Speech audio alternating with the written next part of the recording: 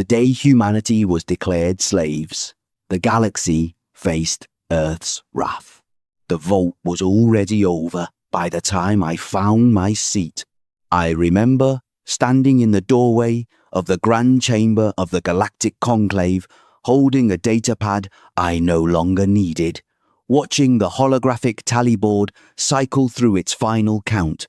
31 votes in favour, 4 against, 11 abstentions, and just like that, in a room full of beings who had never once set foot on Earth, my species ceased to be free. I am Owen Garrett. At the time, I was 29 years old, junior diplomatic attaché to Ambassador Yara Osei of the United Earth Mission. I had been in that role for 14 months. I had never attended a full conclave session before. I had never expected to attend one under these circumstances. The chamber was enormous, a circular hall carved into the heart of Conclave Station Oral, wide enough to park 3 of Earth's largest aircraft carriers side by side.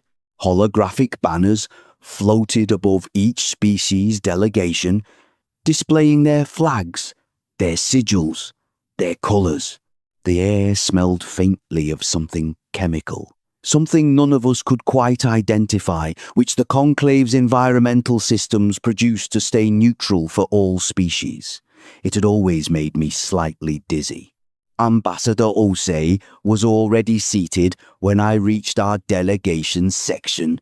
She was a tall woman, 61 years old, with short grey hair and the kind of stillness that comes from decades of watching powerful people say dangerous things.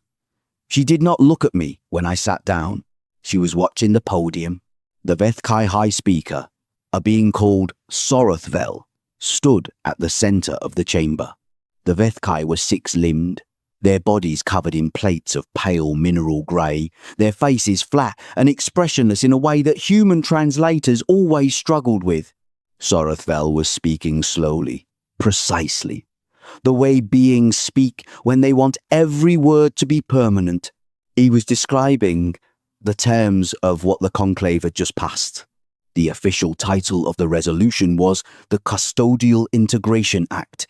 That was the polite language. The language beneath the language that every diplomat in that room understood perfectly, was simpler. Humanity was to be placed under Vethkai administrative authority. Human colony ships would require Vethkai permits.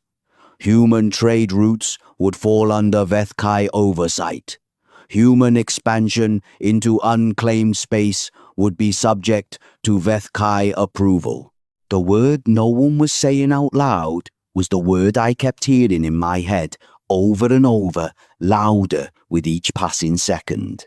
Slaves, not in chains, not in cages, but bound, controlled, owned by paperwork and treaty language and the votes of 31 alien species who had decided that humanity was too young, too unpredictable, too small to be trusted with its own future. I looked at the tally board again. I looked at the names of the species that had voted in favour. Some of them we had traded with for 40 years. Some of them had received medical research from Earth's universities. Some of them had sent their young to study alongside human students on orbital platforms. None of that had mattered today. Ambassador Osei finally turned to look at me. Her expression was calm. Not the calm of someone who was not afraid. The calm of someone who had already decided what came next. She spoke quietly, low enough that no one else in our section could hear. "Send the message home," she said. "Use the emergency channel. Use the word." I stared at her. I knew there was an emergency protocol. Every member of the diplomatic mission knew it existed. None of us had ever used it.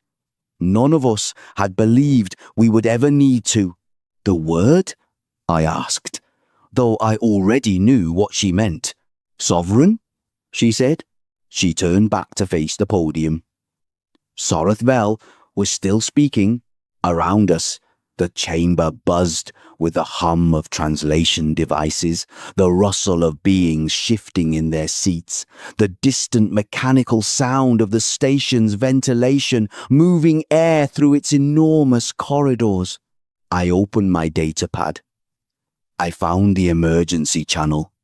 My fingers were completely steady, which surprised me, because every other part of me felt like it was falling. I typed the word. I pressed send. I put the pad down and looked up at the tally board one more time. 3124. I memorized it. I wanted to remember exactly how it looked, that number, because I already understood, in some wordless place deep in my chest, that I was looking at the moment the galaxy made the worst mistake in its history. Sorothvel finished speaking. The chamber filled with a sound that the Vethkai made when they were satisfied, a low, rhythmic clicking that their plates produced, almost like polite applause. Several other species joined with their own equivalent gestures. Ambassador Osei did not move. She sat with her hands folded on the table in front of her, looking straight ahead. Composed. Unreadable. I watched her and thought about the word I had just sent. I thought about who was receiving it right now in offices and stations and facilities I had never been told the full details of. I thought about what that word would set in motion. I did not feel pride.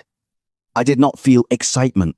I felt the specific, heavy, hollow sensation of a door closing. And somewhere far away, I knew another door was opening. The delegate from the Dryesh species, a tall, thin being named Serath, who I had met briefly at a reception 3 months earlier, caught my eye from across the chamber. The Dryesh had been one of the 4 who voted against. Serath held my gaze for a moment. His species had no facial muscles capable of human expression. But there was something in the way he looked at me that felt, unmistakably, like a warning. Not for us. For them. I did not understand it yet. But I filed it away. The session adjourned 20 minutes later. I walked out of the Grand Chamber beside Ambassador Osei. We did not speak. The corridor outside was long and lit with soft gold light, and it curved gently away in both directions into the heart of the station.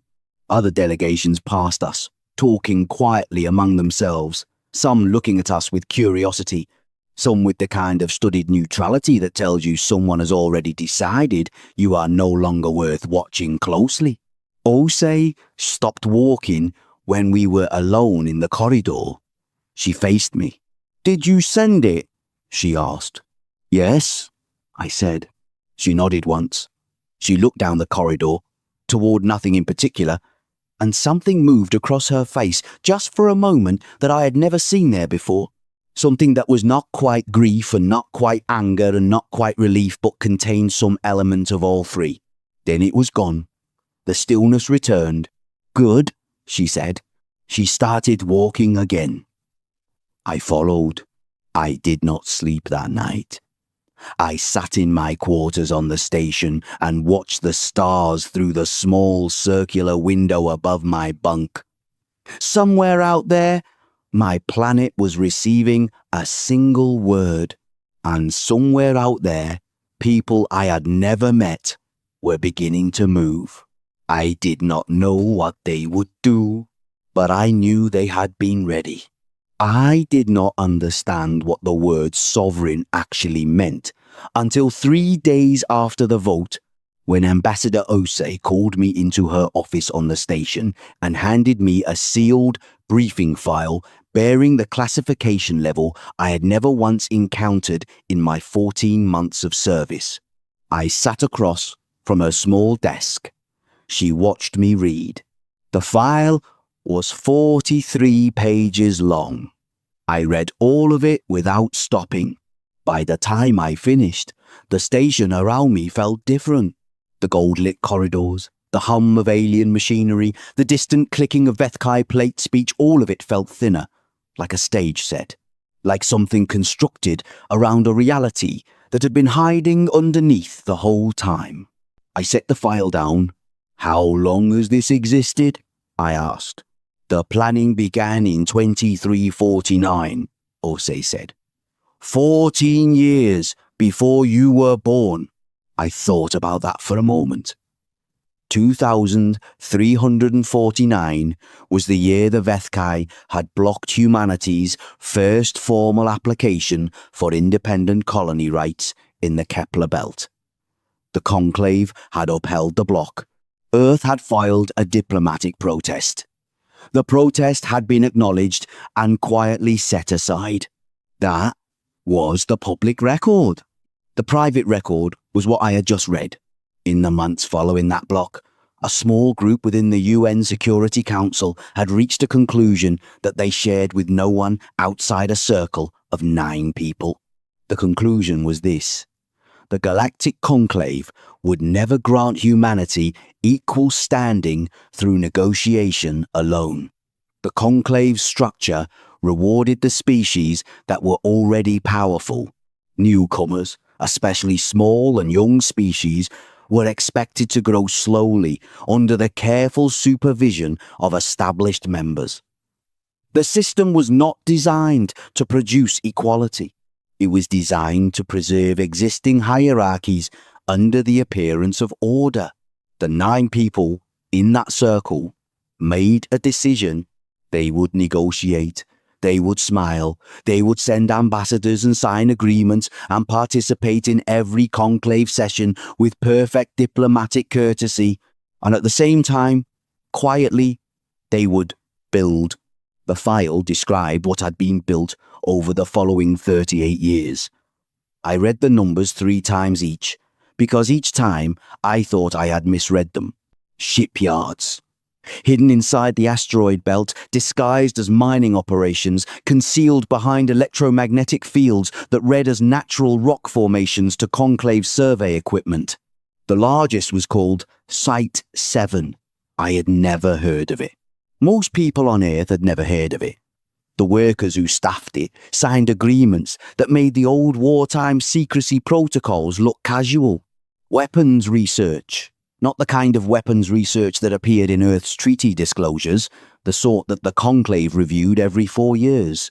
A separate program, entirely off the books, running in parallel, drawing on the full depth of human physics, engineering, and the one area where our species had, over centuries of painful and costly experience, developed genuine expertise: warfare. Other species had studied Earth's history. The Conclave's anthropologists had done extensive work on humanity's record of internal conflict. Their conclusion, which I had heard referenced in polite conversation at diplomatic receptions, was that humans were a naturally quarrelsome species that had burned enormous energy fighting itself and arrived at the galactic stage already tired. They had read the data correctly. They had understood it completely wrong. The wars had not tired us. Every generation that lived through one had passed something to the next, not just trauma, but knowledge. How to organize, how to supply a force across vast distances, how to adapt when a plan failed, how to keep going when everything was harder than expected, how to look at an impossible situation and find the one angle it had not considered. 40 years of space travel had not erased those instincts. They had redirected them. I thought about Serath, the Draish delegate, watching me from across the chamber with that quiet, unreadable expression. He had voted against the decree. On the morning of the 4th day after the vote, I requested a private meeting with Serath through the station's diplomatic scheduling system. He accepted within the hour. We met in one of the small neutral meeting rooms the station maintained for sensitive conversations. The room had no recording systems, or rather, the conclave claimed it had no recording systems, which meant both of us spoke carefully regardless. Serath stood rather than sitting. His species was more comfortable upright. He was 2 heads taller than me, his limbs thin and slightly iridescent under the room's light, his eyes large and dark in a face that curved gently inward at the centre. "You voted against?" I said. "Yes," he said. "You were one of 4 species." "Yes." I waited.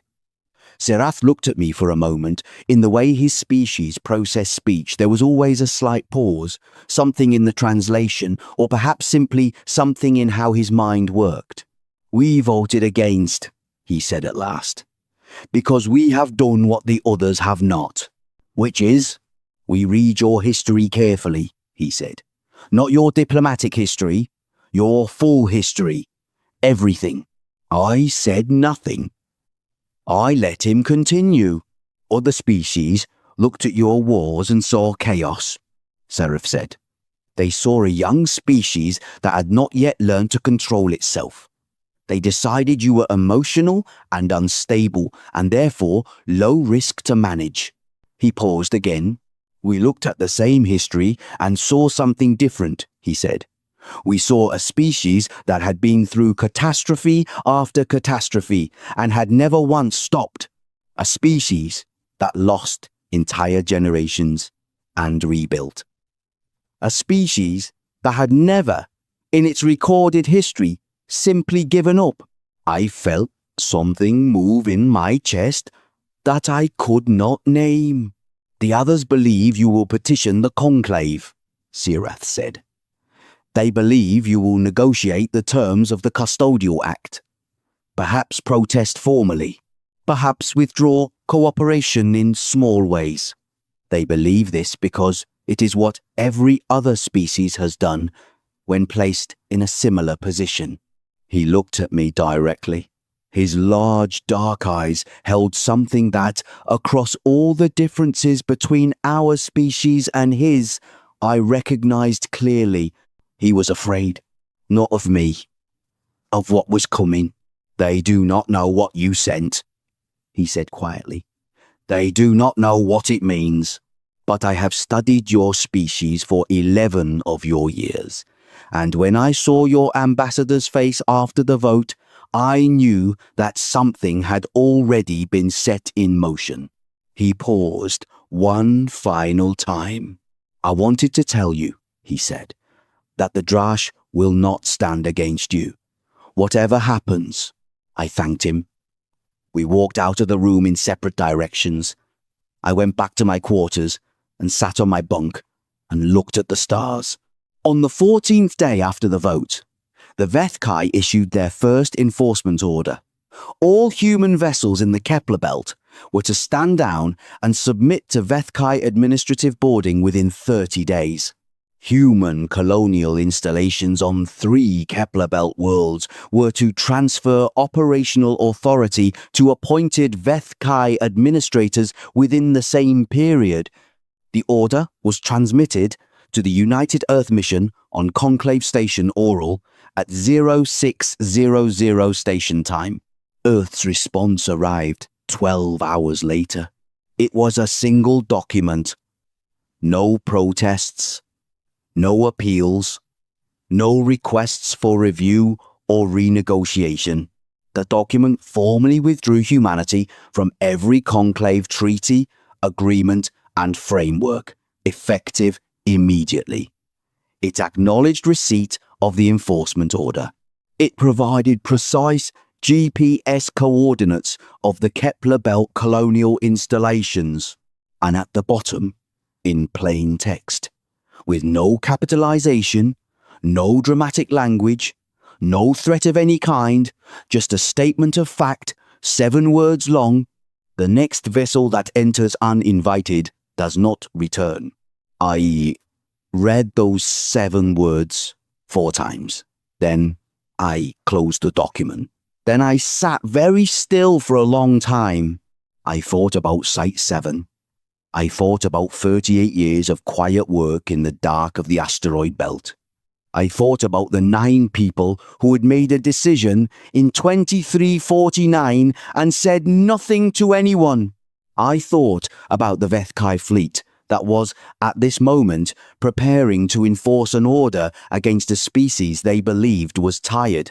I thought about Serath's face. 30 days?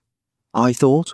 The galaxy had 30 days before it found out exactly how wrong it had been. I requested assignment to the Kepler Belt Colonial Governor's Station as an embedded civilian observer and journalist of record. Ambassador Osei approved the request in under 2 minutes. She did not tell me to stay safe. She told me to keep detailed notes. I boarded a transport ship the following morning. I looked out the window as we pulled away from Conclave Station Oral.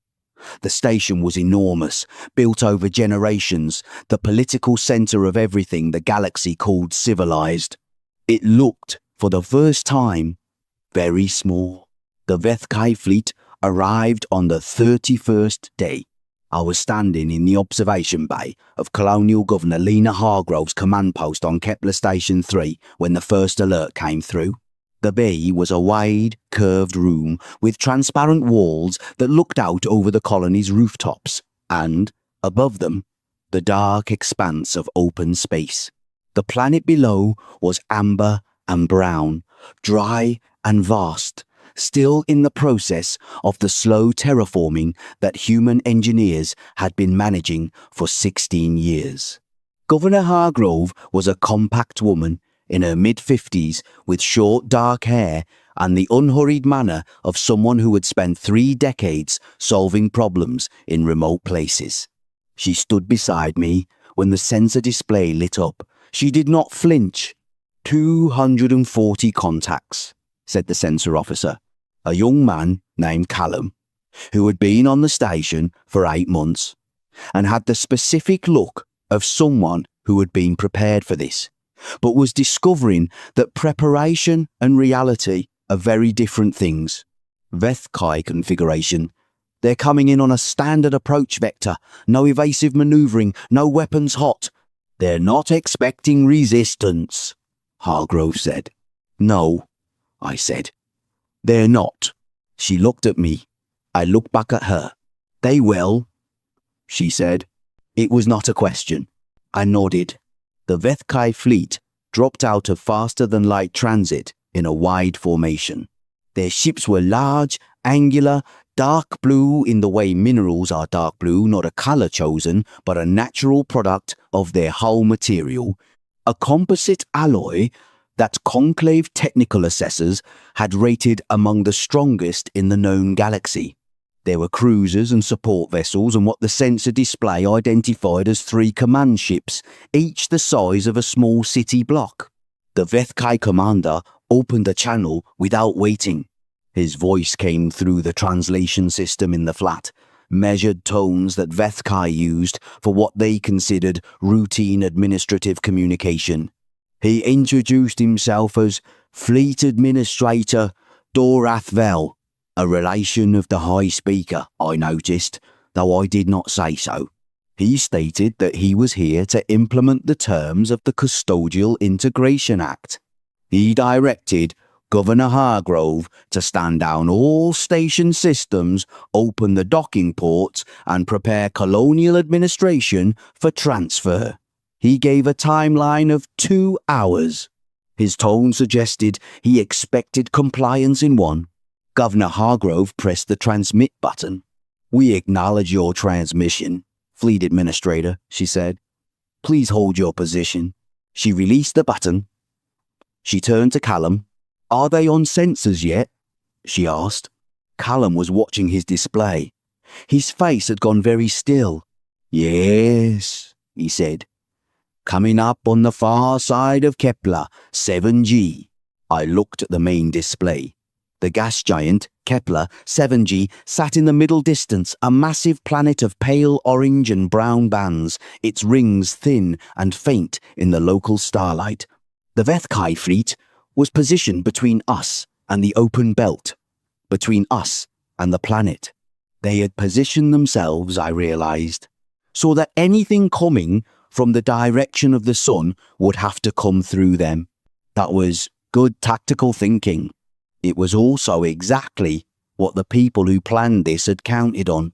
The contacts appeared on the display slowly at first. 1, then 4, then 12. Then the system stopped counting individual contacts and switched to a density display because there were too many to render separately. The Vethkai fleet had 240 ships. What came around the curve of Kepler, 7G, had more than 2,000. They had been there the whole time. Running cold, no active emissions, tucked into the gas giant's electromagnetic shadow so perfectly that no conclave sensor had ever registered them. I would later learn that some of those ships had been in position for 4 years, rotating crews on silent transports, waiting without complaint. I pressed my hand against the observation bay wall to steady myself. The human fleet was unlike anything in any conclave registry. They were dark ships, not the dark blue of Vethkai hulls, but a deep, light-absorbing black, angular in ways that felt almost aggressive, as though they had been designed not just to fight, but to look like what they were. No decorative elements, no identification markings visible at this range. Just shape and mass and the absolute, quiet confidence of something that does not need to announce itself. Admiral Renata Solis opened a channel. I had not met her before. I had only read her name in the briefing file, but her voice, when it came through the speakers, was exactly what I had imagined, level and clear, with the particular quality of someone who has made peace with the weight of the moment they are in. Fleet Administrator Dorath Vel, she said. My name is Admiral Renata Solis of the Earth Defense Command. You are in human-claimed space. You were warned that this would not be permitted. You have 60 seconds to reverse your heading and exit this system. She paused. Not for drama.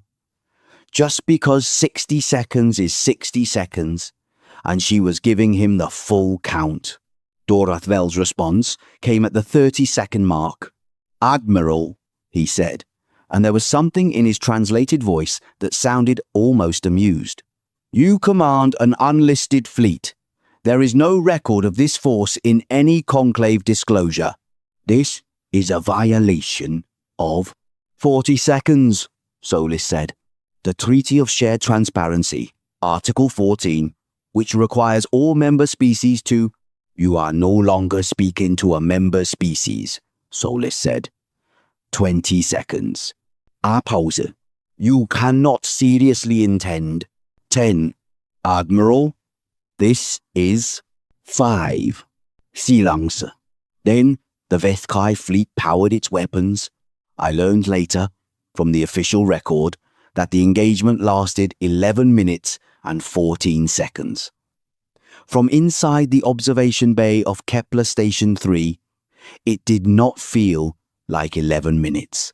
It felt like a single, continuous, overwhelming fact. The human fleet did not charge. It did not scramble or scatter. It moved with the kind of coordinated precision that comes from years of drilling and simulation and the cold, deep patience of people who had been waiting for exactly this moment. The Vethkai cruisers were fast. Their weapons were strong. Their commanders were not incompetent. None of that was enough. I will not describe the details of what I saw. Not because I cannot, but because the specifics are not the point. The point is this. 240 Vethkai warships entered human-claimed space with absolute confidence, and 11 minutes later, the human fleet broadcast an all-clear, and there was no Vethkai fleet anymore.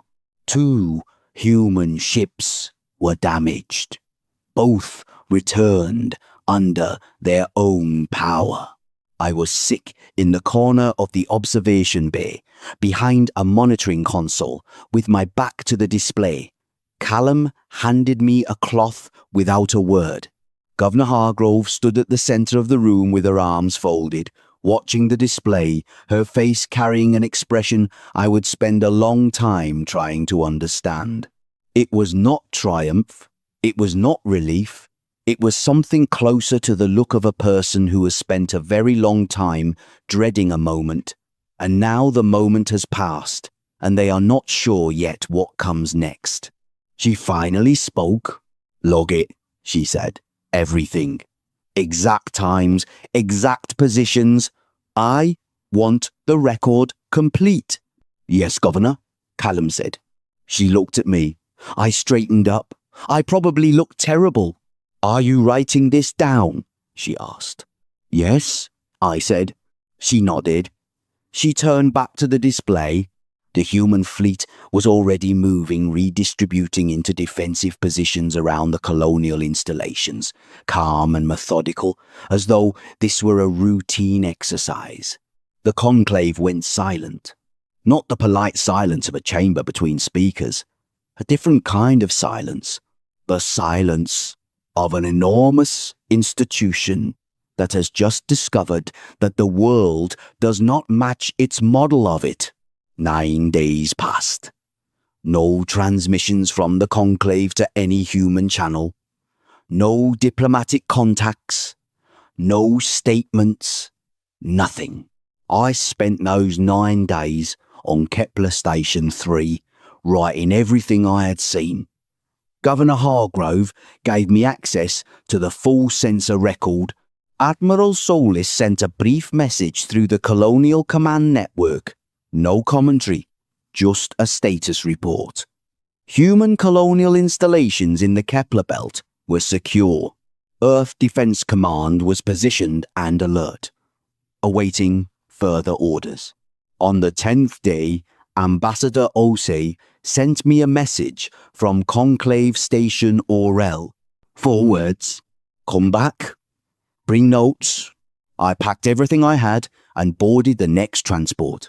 I looked back at Kepler Station 3 as we pulled away from the dock. The colony below was still amber and brown. The terraforming equipment was still running. The engineers, who had been working on this planet for 16 years, were still working on it. Life continued. That was, I thought, the whole point. The conclave had not invited us. That was the first thing Ambassador Osei told me when I arrived at Conclave Station Oral, 11 days after the engagement in the Kepler belt. The emergency session had been called by the Vethkai High Speaker, Sorath Vel, and convened by the Conclave's Administrative Council. Every species with a standing delegation had been notified. We had not. The session was already in progress when our ship docked. We went in anyway. The delegation was 12 people. Ambassador Osei led. I was positioned at the back, with my data pad and the full record of everything I had witnessed, compiled into a document I had titled simply the Kepler Record. Admiral Solis was not present. She was still commanding the defence posture in the belt. But the ship we arrived in was a vessel that several station personnel stopped to look at as we docked, because it was considerably larger than the transport ships the human mission typically used, and its hull carried the same light-absorbing black finish I had seen on the fleet above Kepler, 7G. Someone had made that choice deliberately. The Grand Chamber was full. Every delegation was present, which was unusual for an emergency session. The air was thick with the chemical smell of the environmental system working at maximum capacity to keep everyone comfortable. Translation devices hummed at every seat. The holographic tally board above the chamber was dark. This session was not a vote. Not yet. We walked in through the main entrance. The chamber had been mid-speech. One of the Murani delegates was at the podium, but the speaking stopped. Every being in that room turned to look at us. The silence that followed was not uncomfortable for us. I think it was meant to be. I think whoever had arranged our deliberate exclusion from the notification list had expected that if we appeared anyway, the sheer weight of the chamber's attention would create a kind of pressure that would make us stop, explain ourselves, perhaps even apologize. Ambassador Osei walked to the human delegation section and sat down. We followed. I sat. I put my data pad on the desk. I looked straight ahead. The Morani delegate at the podium, a broad, short being named Teth Aori, who I recognized from previous sessions, looked at us for a long moment. Then he stepped back from the podium, not in anger, in a gesture I would later understand was respect. He was giving us the floor.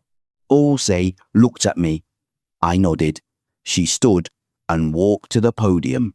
She was not a tall woman. The conclave's podium was sized for beings considerably larger than any human. She stood at it and looked out at the chamber, and the chamber looked back at her. And for a moment, there was nothing but the hum of ventilation and translation systems. She spoke without notes. 31 of you voted to place humanity under custodial authority, she said. You did this because you believed you understood what we are. You studied our history, and you concluded that we were a young species, fractious and undisciplined, capable of causing local problems, but not significant ones. You believed that managing us was a reasonable administrative measure. She paused, not for effect. She was simply speaking at the pace of someone who has thought carefully about every word. You were wrong about what you were managing, she said. And you were wrong about what would happen if you tried. Soroth Vel, seated at the Vethkai delegation's table, straightened. He did not stand to interrupt, which told me his advisors had warned him not to make that move. But his plates shifted in the way that Vethkai plates shift when they are preparing to speak with authority. You lost a fleet, Osei said, looking directly at him. 240 warships in 11 minutes, in our space, against our people, who were defending installations that we built with our own resources over 16 years. You came to enforce an administrative order. You were stopped. The chamber was completely still. I am not here to threaten anyone, she said. I am here to be clear, because clarity is what this situation requires. Humanity is withdrawing from the Galactic Conclave, not as a protest, not as a negotiating position, permanently. We do not recognize the Custodial Integration Act. We do not recognize any conclave authority over our space, our ships, our colonies, or our people. These are not demands. They are facts. Soroth Vel stood. He was large. Even seated and standing, he filled the space around him. His voice, when it came through the translation system, carried the practiced weight of someone accustomed to having his words treated as final.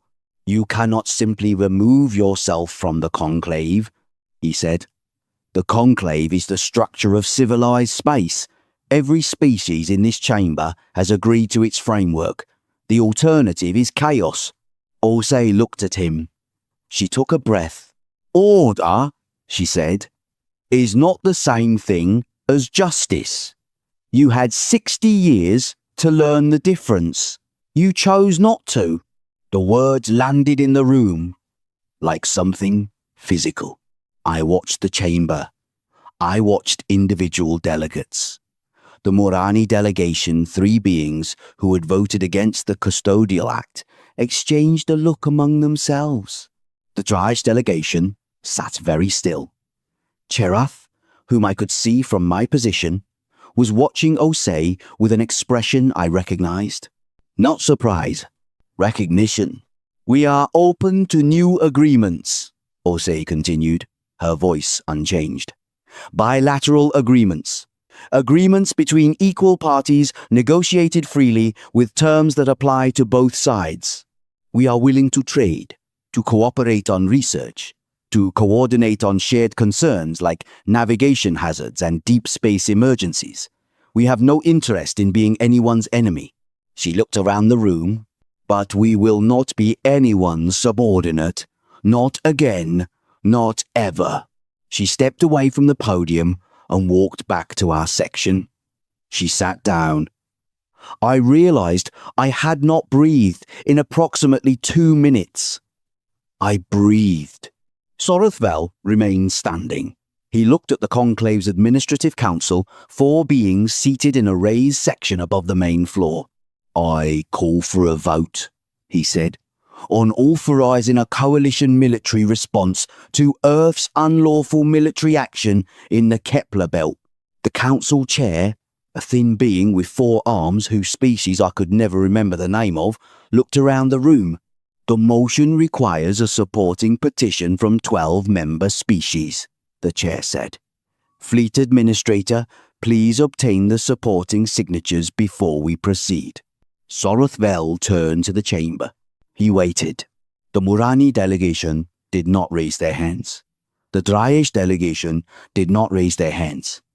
The 4 small species who had voted against the Custodial Act did not raise their hands.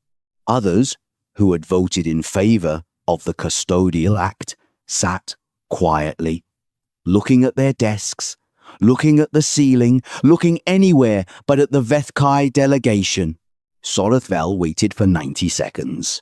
He did not reach 12 signatures. He sat down. In the silence that followed, Teth Aori of the Murani delegation stood and formally requested placement on the open floor to address the human delegation directly. The council chair granted it. Teth Aori turned to our table. The Murani Collective, he said, requests the opening of bilateral talks with the United Earth Mission at a time and place of Earth's choosing, toward the formation of a new cooperative framework. He sat down. Before the echo of his words had finished moving through the chamber's translation systems, a second delegation stood, then a third, then 2 more at once, so that the council chair had to call for order.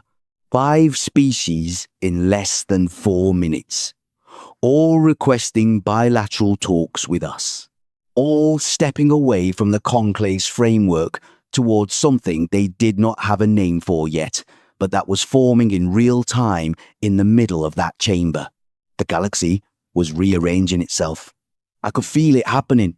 I looked across the room at Serath. He was watching the chamber too. He turned, and our eyes met. He held my gaze for a moment.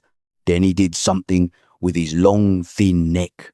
A slight incline forward, barely perceptible. Anode? Ambassador Osai leaned close to me. Her voice was barely above a whisper. Keep writing, she said. I typed. 6 months later, I sat in my mother's kitchen in Nairobi. The window above the sink looked east, toward the hills, and in the evening the sky went gold and then deep red before it turned dark. I had grown up watching that particular sequence of colours. When I was a child, I had thought it was the most ordinary thing in the world. Now it seemed extraordinary to me, though I could not have explained precisely why. My mother had made tea. I was not drinking it. I was looking at the window. You are very quiet, she said. I have a lot to think about, I said. She sat across from me. She was 63 years old, still working 3 days a week as a secondary school science teacher, still entirely unimpressed by things that were supposed to be impressive. When I had called her from Conclave Station Oral on the day of the vote, she had listened to the whole story and then said, practically, that she supposed someone was going to have to sort it out, and she hoped I was taking care of my health. People keep asking me. I said, whether I'm proud. And I don't know yet. She wrapped her hands around her own cup and looked at me steadily. Tell me what is making you uncertain, she said. I thought about how to answer that. I had been thinking about it for 6 months, and I still had not found the right shape for it. We won, I said. The Kepler Belt colonies are secure. We have 14 bilateral agreements with other species now. More being negotiated. The old conclave is falling apart. Some of its members are joining the new cooperative framework we're building. Others are pulling back into themselves. The Vethkai haven't made peace with us, but they haven't moved against us again either. By any measure you could apply, we're in a better position than we were a year ago. But, she said, 11 minutes, I said. 240 ships in 11 minutes. She was quiet. I keep thinking about who was on those ships, I said. Not the Vethkai High Speaker, not Sorafvel, the crews, the beings who were following orders, the same way people have always followed orders, because orders come from above and you trust that the people above you know what they're doing. Did they know what they were doing? My mother asked. The people above them? No, I said. They genuinely had no idea what they were sailing into. They thought we were small and manageable. They thought enforcing the order would be straightforward. And the people who built the fleet, she said. Did they know? I thought about the briefing file. The 9 people in 2349. The 38 years of quiet, careful, deliberate preparation. The shipyards in the asteroid belt. The weapons programs that never appeared in any treaty disclosure. The thousands of crew members who had run silent aboard those dark ships for years, waiting. They knew exactly what they were doing, I said. My mother nodded. She looked at her tea. Then the question you are really asking, she said, is whether it was right. Yes, she thought about that for a while. She was a science teacher, and she approached questions with the habit of considering multiple angles before committing to an answer.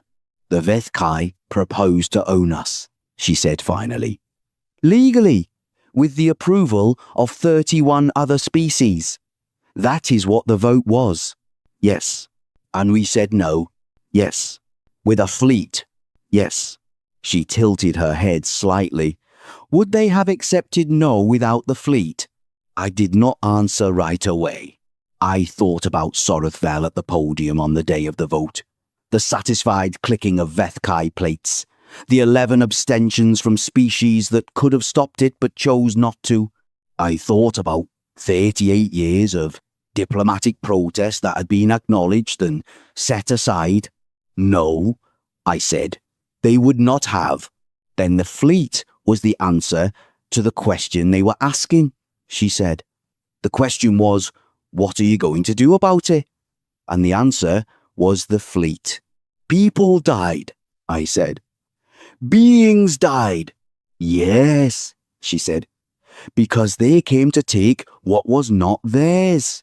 She said it simply, without anger, without celebration, just a fact. I know, I said. I know you're right. I do know that. But I also think I stopped. I tried again. I think it's possible for something to be necessary and still to carry weight afterward. I don't want to feel light about it. I don't think we should. She was quiet for a moment. Then she reached across the table and put her hand briefly over mine. That is why I am not worried about you, she said. I looked at her.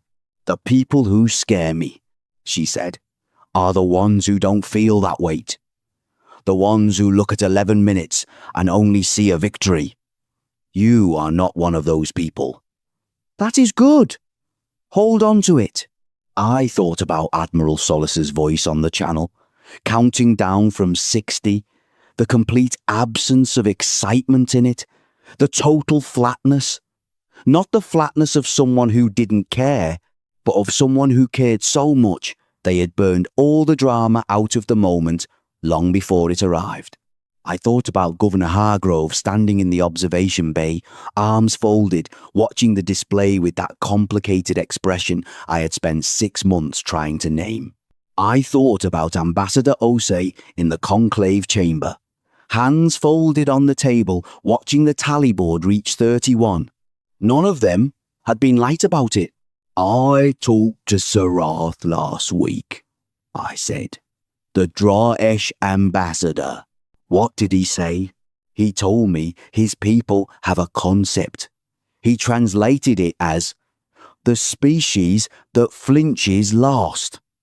The idea is that the most dangerous force in the galaxy is not the one that strikes first. It's the one that absorbs every injustice and every dismissal and every humiliation and holds it all and remembers it all, and then, at the moment that matters, does not flinch." My mother was quiet for a moment.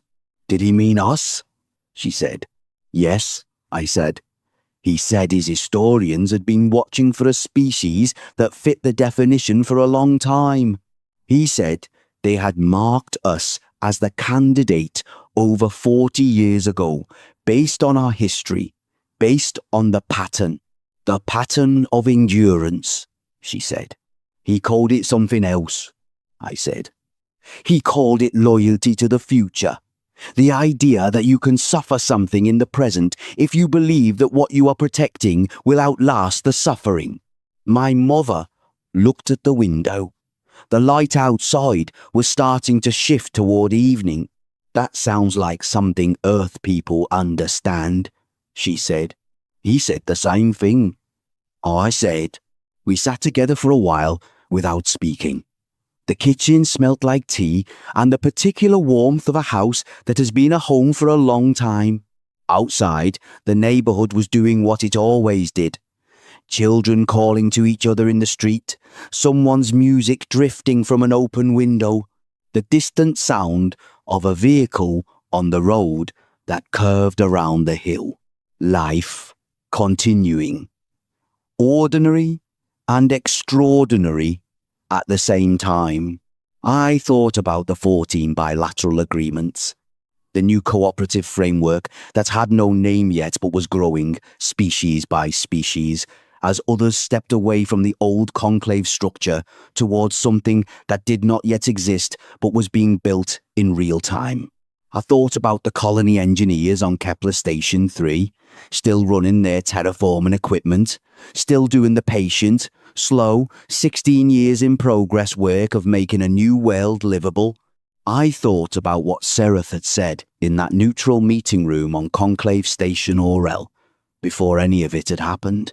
His large dark eyes, and the thing in them I had recognized. Despite every difference between our species, he had been afraid for the Vethkai. Not contemptuous, not satisfied, afraid. He had studied our history, and he had seen what the others had missed, and he had been afraid for them, because he knew what patience that long eventually becomes when it finally moves. I was glad the Draesh had voted against. I was glad there were beings in the galaxy who had looked at us clearly, early, without needing a demonstration. I thought about the Vethkai. They were still there. Sorath Vel was still High Speaker. The intelligence reports that crossed Ambassador Osei's desk described a species in an internal argument, some factions pushing toward negotiation with Earth, others insisting on a harder position, waiting for allies, waiting for a moment. The war, if there was going to be one, was not over. It had not truly begun in the Kepler Belt.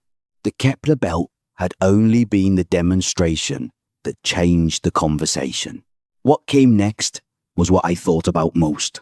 Not with fear, something else, something steadier.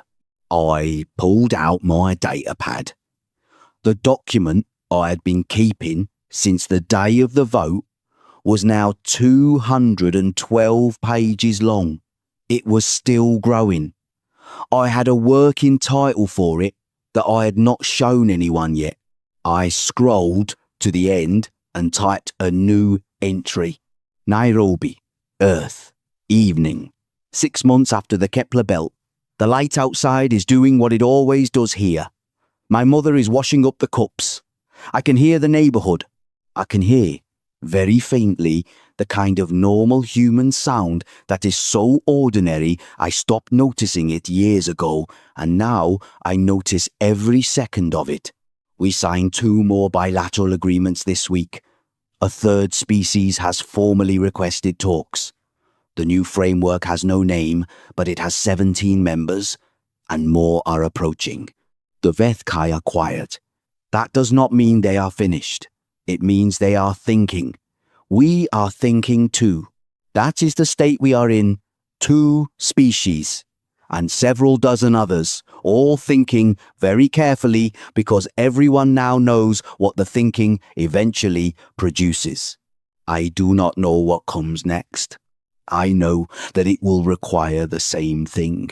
Everything has always required from us patience and work, and the willingness to hold on through the parts that are hard, because the future on the other side of the hard parts is worth it. Ambassador Osei called this morning. She asked if my notes were ready. I told her they were close. She told me to finish them. I am finishing them. We are a species that has been told, in ways large and small, that we are not enough. Not old enough, not advanced enough, not calm enough, not large enough, not important enough to be treated as equal by the powers that had already decided the shape of things before we arrived. We kept working anyway. We kept building. We kept reaching into space and planting colonies and sending signals and learning and changing and failing and starting again. We held on to the future the way you hold on to something that cannot be taken from you if you never let go. The galaxy called us slaves.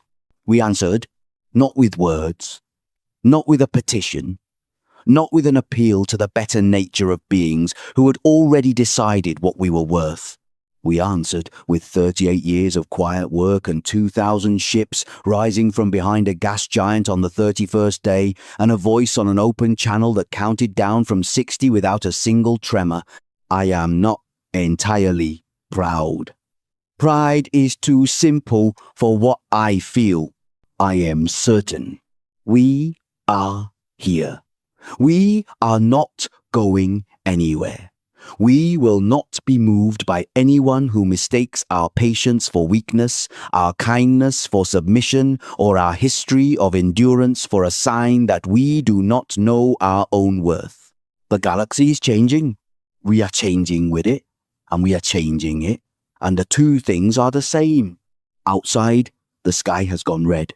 In a minute it will go dark, and the stars will appear, and they will look exactly the way they always have, distant, cold, bright, and full of everything we have not done yet. I am ready. We are ready. We always were.